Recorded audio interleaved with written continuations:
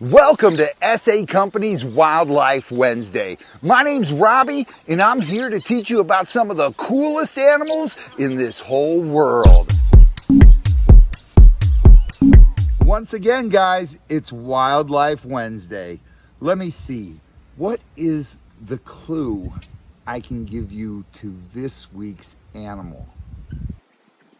I got it. What is the only marsupial in North America?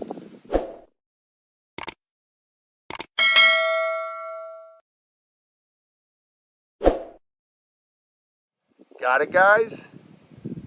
Let's see how many of you were correct. Meet Mr. Possum. That's right. Check out that little cutie right there.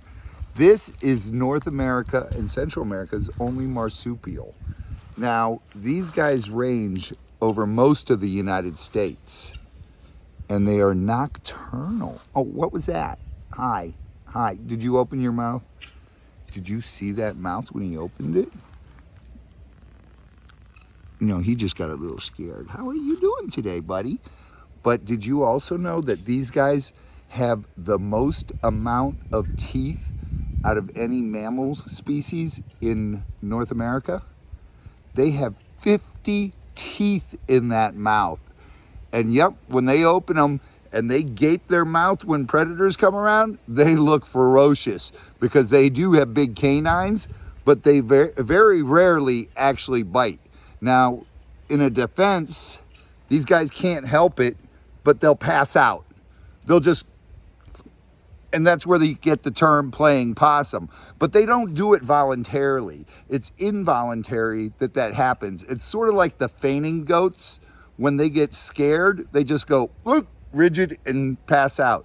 Now, we actually had one of our dogs used to love to go outside, grab a big possum, and bring him up to the house. He wouldn't hurt him, he'd just carry him in his mouth. And the possum would play possum, and then I'd bring the dog inside and leave the possum outside, and the dog would be so mad because I'd give it about 10 minutes and then open the door, and the dog would go outside like someone stole his prey, you know, his prize, something that he got. And the possum would wake up and walk off into the woods. And it would happen again the following week. It sort of became a game. Aw, look at that little kitten. Nah, they're not called kittens. They're actually called joeys. Much like a kangaroo's baby is a joey, a possum's baby is a joey. Do you know why? Because once they're born, they travel up the mother into the pouch. And inside the pouch, the mother has 13 teats. So she can have between 4 and 8 babies. And you want to hear something that's remarkable? The gestation period for the female, she's only pregnant for 13 days. And then the babies travel up into the pouch, and they're so small, you can literally fit 10 of them in a teaspoon. That is puny. But within 50 days, they're already starting to come out of the pouch, venture out and climb on mom's back. Now, they all get out of the pouch and they travel on mom's back while she's going. They make their homes in hollow logs or other animal burrows, so the mom during the day will lay back, relax, and then all of them will just feed on the mom. Then, after 100 days, the kids are kicked out of the house. That's right, they venture off into their own to find their own territory. Now, possums are actually great to have around your area because they eat a lot of ticks, and they also will eat mice and rats. So how cool is that? These little guys grow up. Hi. Oh, you're gonna hiss? A little hiss there? No. They're big bluffers. So they'll show you those teeth and try to look really mean, but see, it turns into a sniff, sniff, sniff. And I don't know if you guys, no, this one's not doing it. But a lot of people will say they come across a possum and he's foaming at the mouth. They think it's because he's carrying rabies. Not true. Possums foam at the mouth because their saliva glands start to go in hyper mode when they get excited and scared. So all that saliva just creates foam. So it looks like they might be a diseased animal, but they're actually not.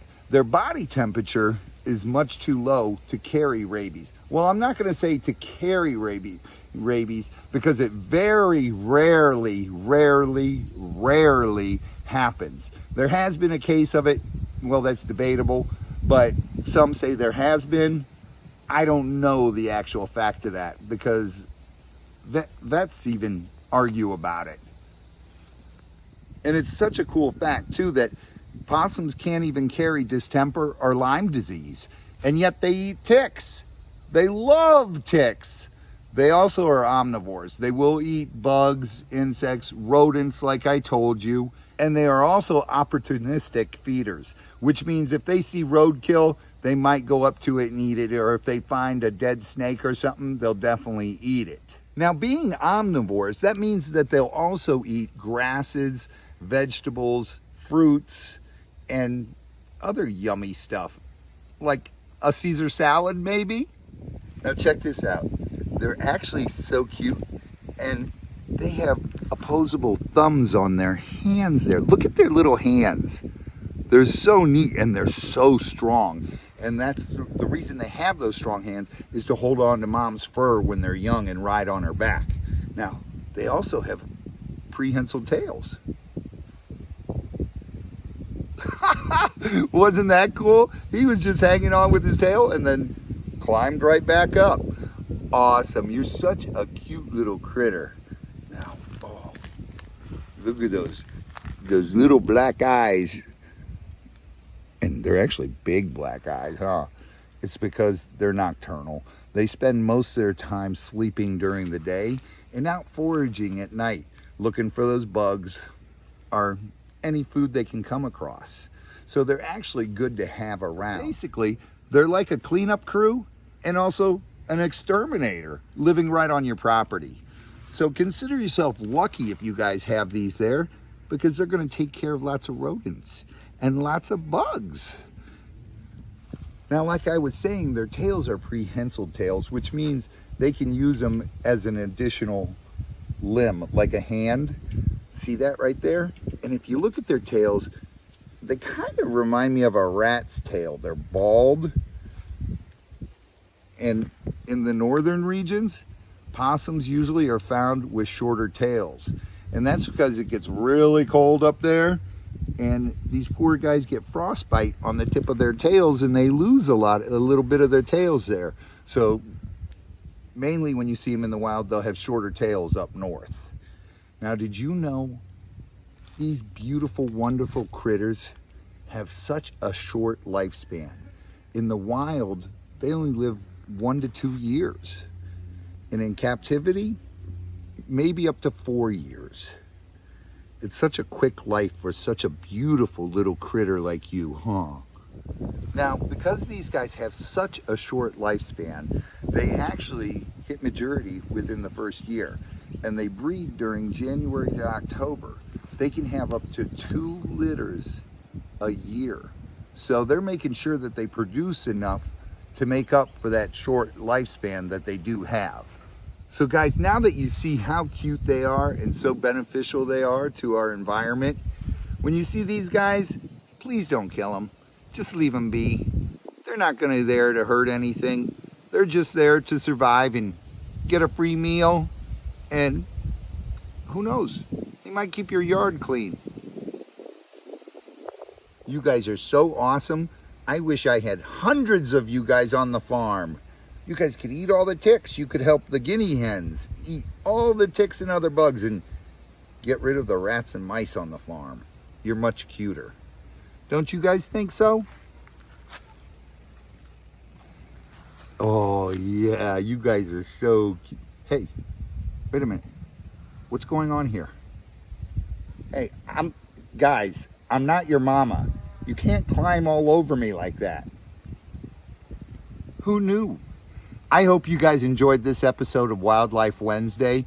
Make sure you like, comment, and subscribe. And also hit that notification bell. That way, whenever we post new videos, you get notified and you get to check them out. What? What was that? He said, make sure you hit the like button.